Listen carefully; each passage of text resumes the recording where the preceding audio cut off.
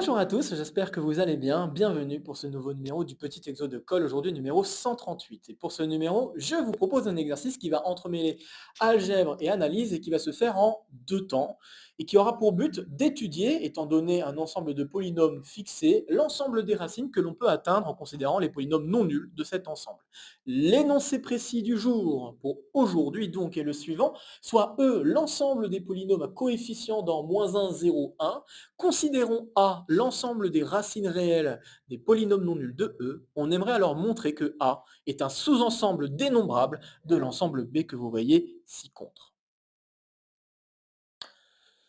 Alors cet exercice, tout d'abord, est un exercice qui peut très bien s'attaquer en première année de classe préparatoire. En tout cas, pour l'énoncé tel qu'il est donné ici, oui, c'est tout à fait faisable en première année de classe préparatoire. Il n'y a pas besoin d'avoir énormément de connaissances pour attaquer cet exercice. Essentiellement quelques connaissances assez usuelles, notamment de liens entre les racines d'un polynôme et les coefficients d'un polynôme donné. Donc voilà, avoir quelques petites choses sur les polynômes, ça peut être vachement utile.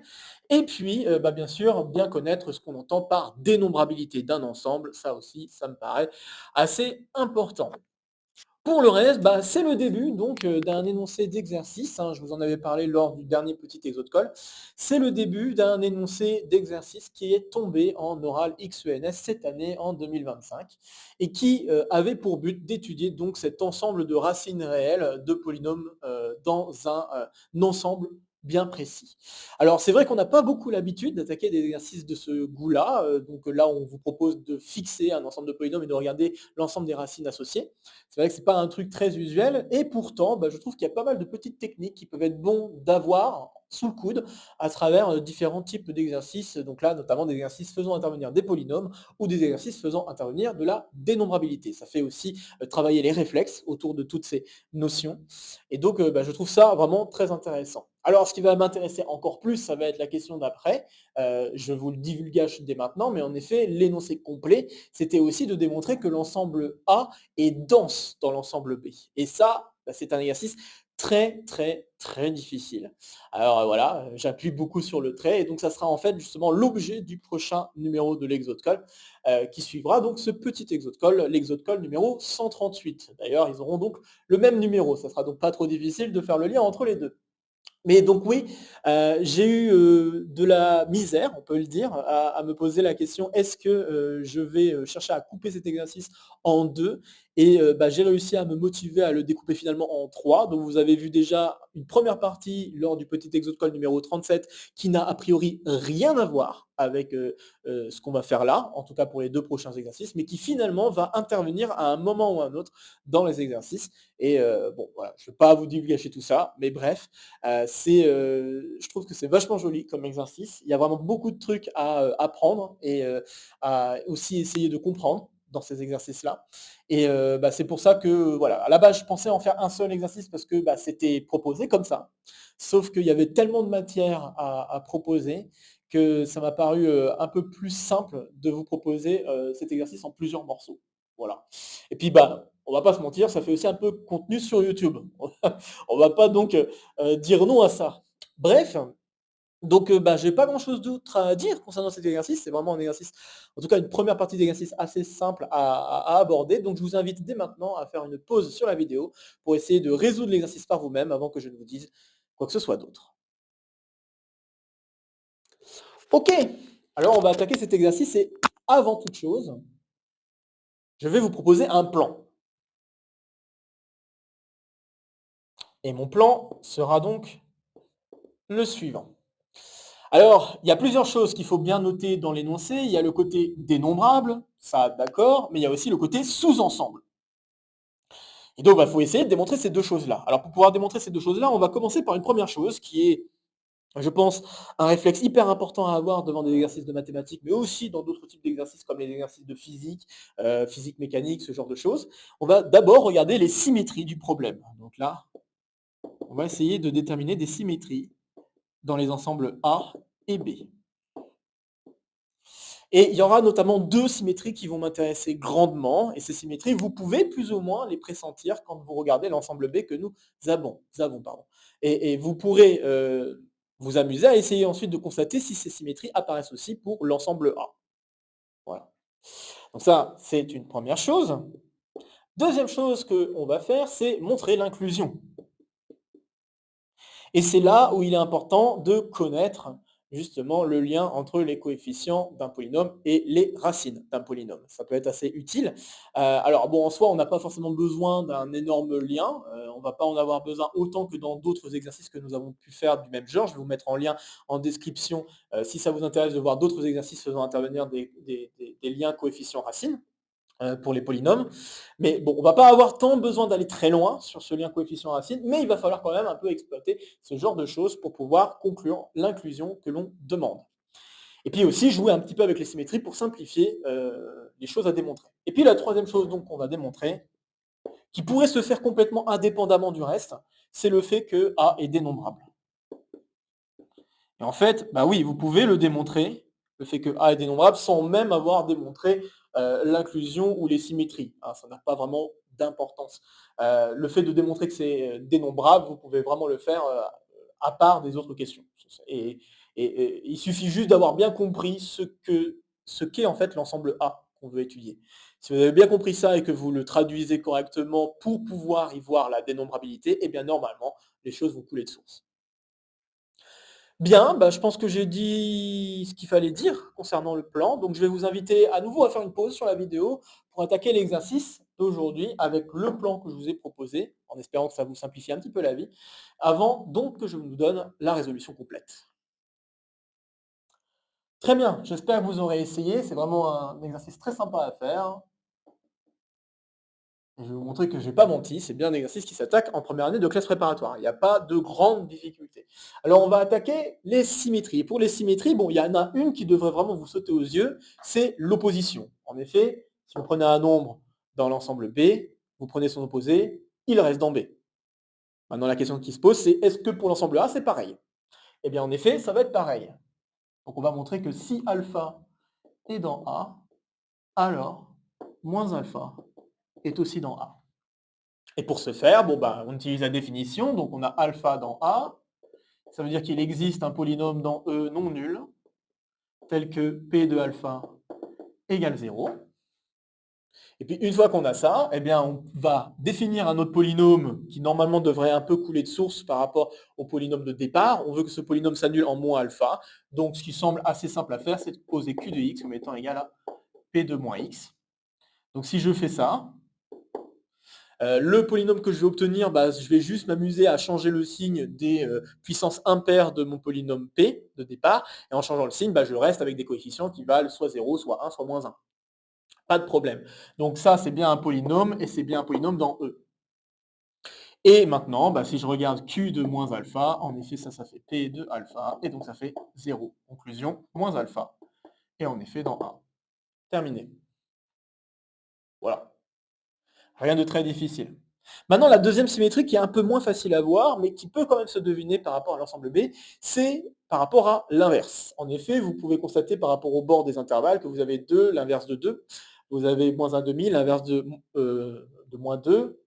Et bon, bah, en voyant ce genre de choses, on pourrait se dire, bah, si je prends un élément non nul, a priori, en prenant l'inverse, je reste dans l'ensemble B. Et en effet, c'est pas très difficile à vérifier ça. Eh bien, à vrai dire, on peut faire la même chose dans l'ensemble A. Donc, on va démontrer que si alpha est un élément de A non nul, alors, eh bien, 1 sur alpha est aussi dans A. Et voilà la deuxième symétrie importante qu'il fallait constater. Alors maintenant, lançons-nous. Donc comme tantôt, on a alpha qui est dans A, on a l'existence d'un polynôme dans E non nul. D'ailleurs, j'ai oublié de préciser que le polynôme Q que j'ai construit est non nul. Donc non nul tel que P de alpha égale 0. Et là, on va faire une opération qui me semble assez classique sur les polynômes. Donc bon, si vous ne l'avez jamais vu auparavant, bah, ça sera l'occasion de le découvrir. On va considérer ce qu'on appelle le symétrisable, si vous voulez, ou le symétrique de P. Donc qu'est-ce qu'on entend par la symétrisation ou le symétrique de P? C'est qu'on va considérer le polynôme, je vais l'appeler R, qui va s'écrire de la manière suivante. X à la puissance le degré de P fois P calculé en 1 sur X. Alors, donc ça s'appelle la symétrisation d'un polynôme, et pour vous la faire en un seul exemple, vous allez comprendre très vite de quoi il s'agit. Si mon polynôme, c'était 1 plus x carré moins x3 plus x5 plus x6. Il y a un 6, mais c'est x6 que je voulais mettre. Si je considère ce polynôme-là et que je veux considérer une symétrie par rapport à ce polynôme-là, ce que je vais faire, c'est donc, bah, je vais multiplier par x puissance 6 et enfin, pardon, heu, remplacer chacun des x, oui, c'est bien ce que je voulais dire, remplacer chacun des x par 1 sur x. Et en faisant ça, bah, ça va simplifier et vous allez voir en fait un échange entre bah, la puissance la plus grande que vous avez de votre polynôme et bah, les constantes. La deuxième puissance la plus grande avec la deuxième puissance la plus petite, etc., etc. Donc là, 1 va échanger le rôle avec x puissance 6, je vais avoir ici x puissance 6. Puis ensuite, x puissance 2 va devenir x puissance 4, x puissance 3 va devenir x puissance 3, x puissance 2 va devenir, x puissance 5 pardon, va devenir x puissance 1, donc x tout simplement, et puis x puissance 6 va devenir constante, donc 1. Donc voilà, bah ça serait le polynôme R. Donc voilà, c'est vraiment juste un jeu de j'échange le rôle des coefficients en fait. Le dominant devient le plus petit, etc. Le deuxième dominant va devenir le deuxième plus petit, etc., etc. C'est vraiment ça, le jeu de la symétrisation. Et donc, comme vous pouvez le constater sur cet exemple, et c'est pas très difficile à faire en développement à quoi ressemble le polynôme P, eh bien, vous pouvez constater que ça va encore être un polynôme, et que ce polynôme va aussi être dans E, parce que vous touchez à rien concernant les coefficients du polynôme. Donc, cette chose-là est dans E, et bien sûr, c'est un polynôme non nul. Et maintenant que j'ai fait ça, bon, bah, je pense que vous le voyez venir. Si je calcule R de 1 sur alpha, bah, ça fait 1 sur alpha puissance le degré de P, fois P calculé en alpha. Donc 1 sur alpha inverse, ça fait alpha. Et ça nous donne 0. Voilà. Donc ça veut dire que 1 sur alpha, c'est bien un élément de 1. Donc voilà, on a donc démontré deux symétries, la symétrie par rapport à l'opposé et la symétrie par rapport à l'inverse.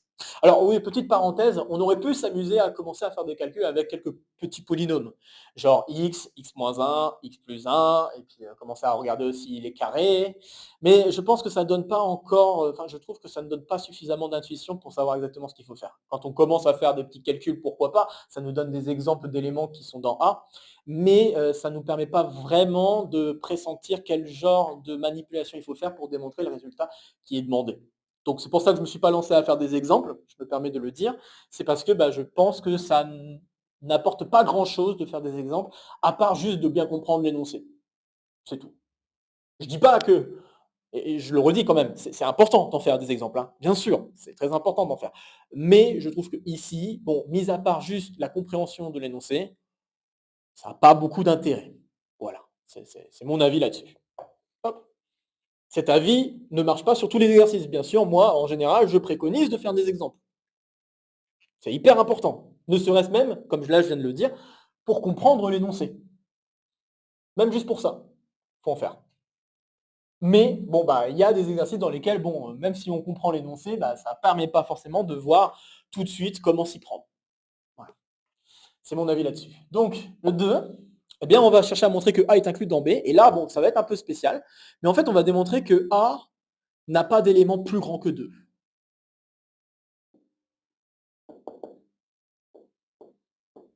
Donc A intersecté avec 2 plus infini comme ceci, intervalle ouvert, ça va être vide. Alors maintenant, la question que je vais vous poser, c'est pourquoi montrer ça suffit amplement pour montrer que A est inclus dans B? Alors pour montrer que A est inclus dans B, on peut aussi dire qu'on va démontrer que A, intersecté avec son complémentaire, c'est vide. Ça marche.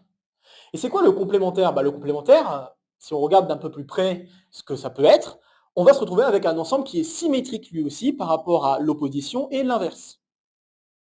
Et donc vous pourrez constater que les autres ensembles qui vont apparaître dans le complémentaire vont tous s'obtenir à partir de l'ensemble 2 plus infini. Donc à partir de 2 plus infini, vous faites des inverses, vous allez vous retrouver avec 0 non pris jusqu'à 1 demi non pris.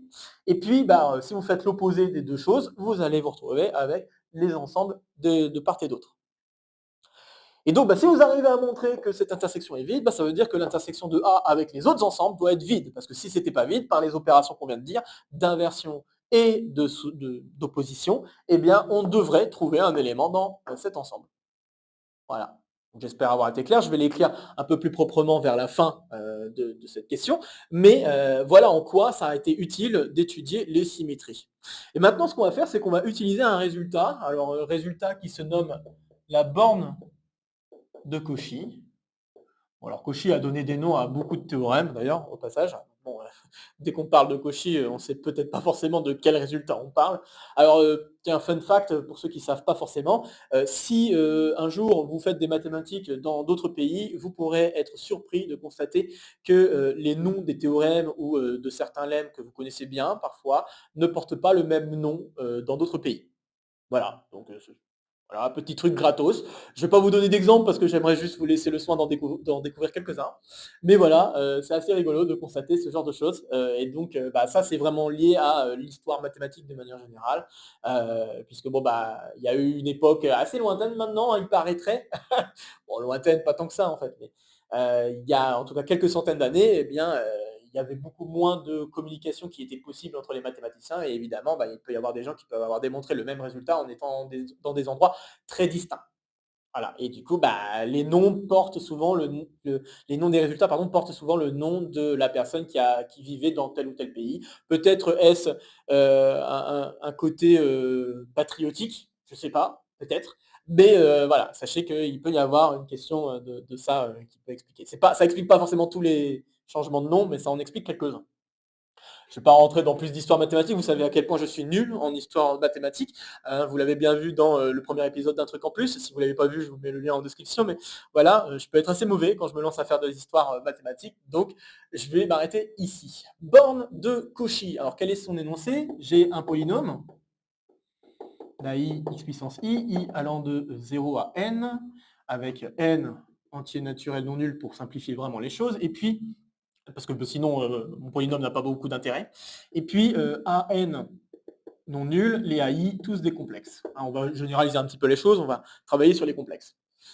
Soit Z, maintenant, un complexe tel que ce complexe est une racine du polynôme, alors j'affirme qu'on a le module de Z qui est inférieur ou égal à 1 plus le max de module de AI sur module de AN pour I compris entre 0 et n-1. C'est rigolo, hein?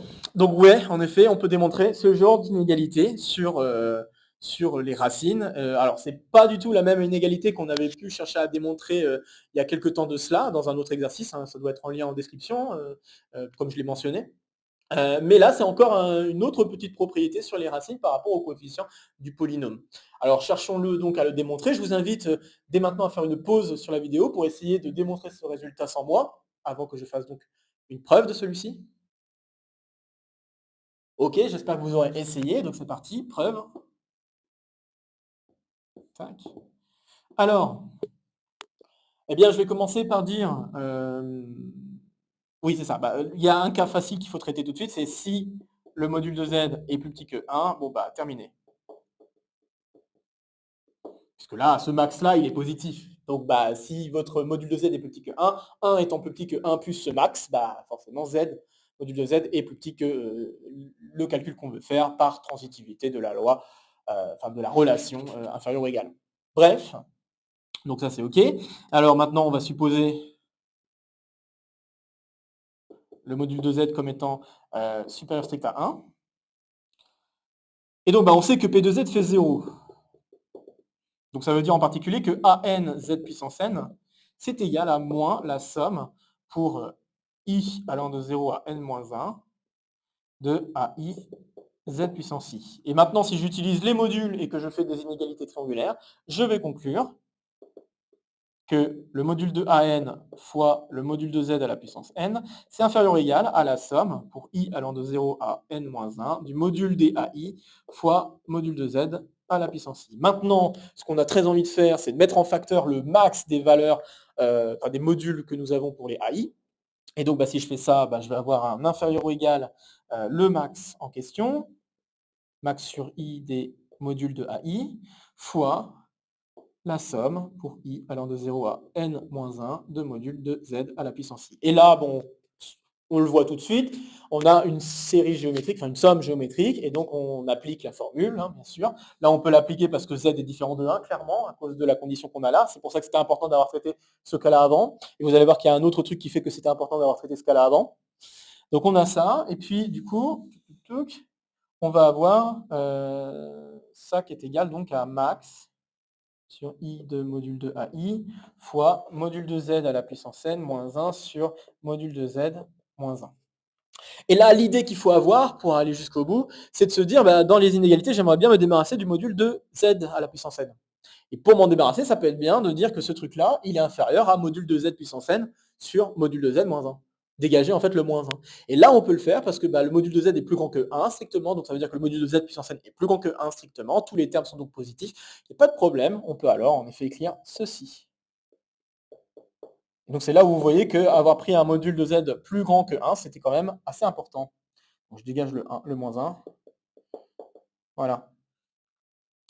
Donc maintenant, si je reprends les inégalités que j'ai obtenues, j'ai donc l'inégalité de lui par rapport à max de AI fois ça. Donc le z puissance n va dégager. Et si je modifie un petit peu les inégalités, je vais avoir que le module de AN fois le module de z moins 1, c'est inférieur ou égal au max des AI, des modules de AI. Et donc vous l'aurez compris, je pense que ce n'est pas très difficile. À partir de cette inégalité, vous avez l'inégalité demandée. C'est QFD. Bon voilà, on vient donc de prouver le résultat de borne de Cauchy qui peut vraiment servir dans d'autres résultats. Donc je vous invite à essayer de retenir un petit peu, ça peut être sympa, puis aussi de retenir comment on peut démontrer ce genre de résultat. Je trouve que c'est assez cool. Bref, je vais maintenant effacer. N'hésitez pas à faire des pauses sur la vidéo si vous voulez revoir des points importants de résolution. Encore une fois, faire demi-tour, hein, c'est fait pour ça. Et bon, bah, maintenant que j'ai le résultat de la borne de Cauchy, bon, bah, vous allez voir que le résultat de là-haut va couler tout seul. En effet, si je prends maintenant alpha dans A, alors, bah, d'après la propriété de borne de Cauchy, j'ai que le module ou la valeur absolue maintenant de alpha, c'est inférieur ou égal à 1 plus le max, normalement, des quotients de valeur absolue de AI sur valeur absolue de AN. Sauf que les valeurs des AI, c'est moins 1, 0 ou 1. Bon, bah, en valeur absolue, ça veut dire qu'au plus, on va avoir 1. Donc je viens de démontrer que la valeur absolue de n'importe quel élément dans A, c'est inférieur ou égal à 2. Donc, A intersecté avec l'ensemble que j'ai donné tantôt, ça fait vide. Et donc par symétrie,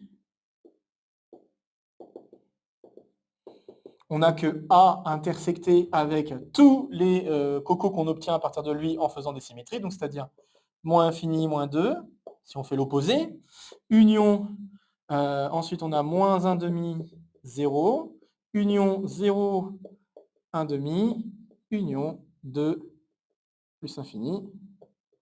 Si on fait l'intersection avec ces cocos-là, eh bien, cette intersection est vide. Parce que si malheureusement il était non vide, par symétrie sur A, eh bien, je devrais pouvoir conclure qu'il y aurait quelqu'un dans l'intersection avec A plus infini.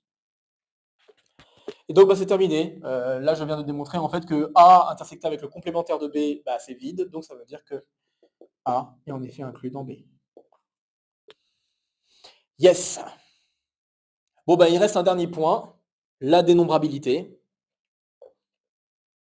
Encore une fois, n'hésitez pas à faire demi-tour, à faire des pauses au besoin.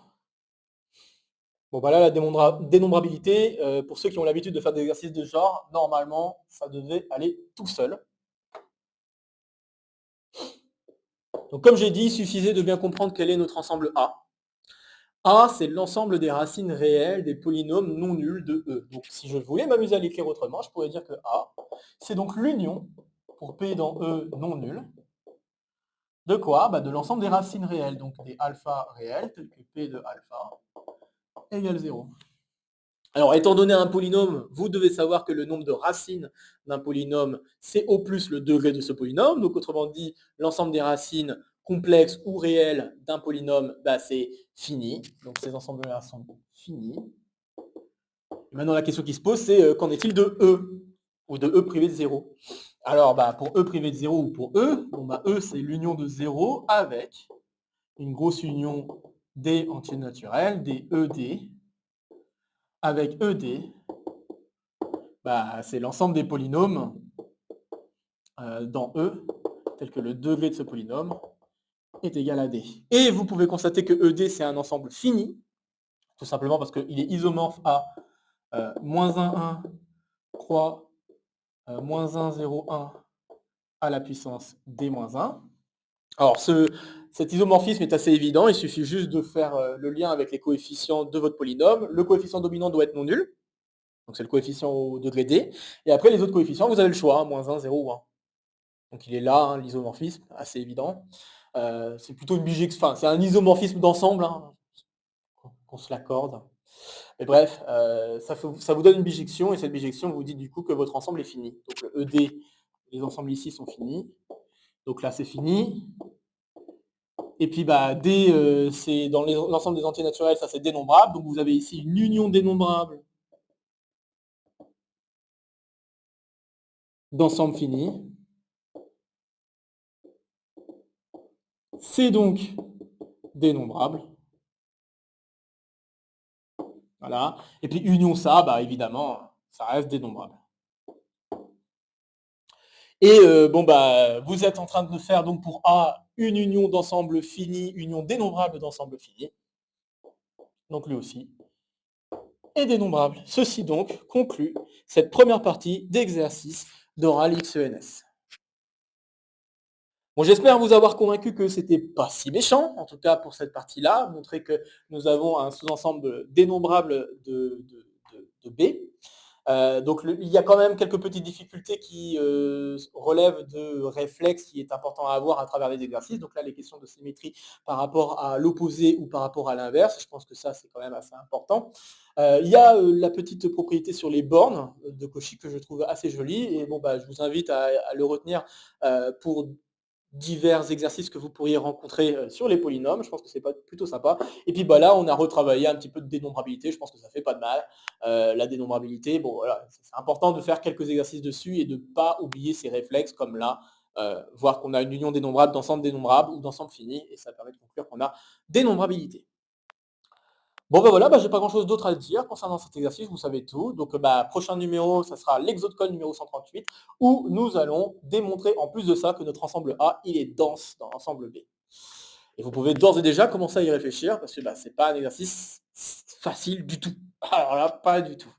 Vous serez surpris à quel point ça peut être difficile. Bref, je vous invite donc, comme d'habitude, à laisser en commentaire des questions, des remarques, des retours que vous pourriez avoir concernant cet épisode. Ça fait toujours plaisir de discuter maths avec vous. N'hésitez pas non plus à partager la vidéo si vous connaissez des camarades intéressés par cette vidéo ou par le contenu de la chaîne de manière plus générale. Et bien sûr, n'oubliez pas de laisser un petit pouce, ça fait plaisir. Ici, ça sera pour me soutenir. Ici, ça sera pour vous abonner. N'oubliez pas d'activer la clochette. De nouvelles vidéos vont se proposer à vous pour continuer à faire le tour de la chaîne. Et sur ce, je vous retrouve très vite pour de prochaines aventures mathématiques. Portez-vous bien et à très bientôt.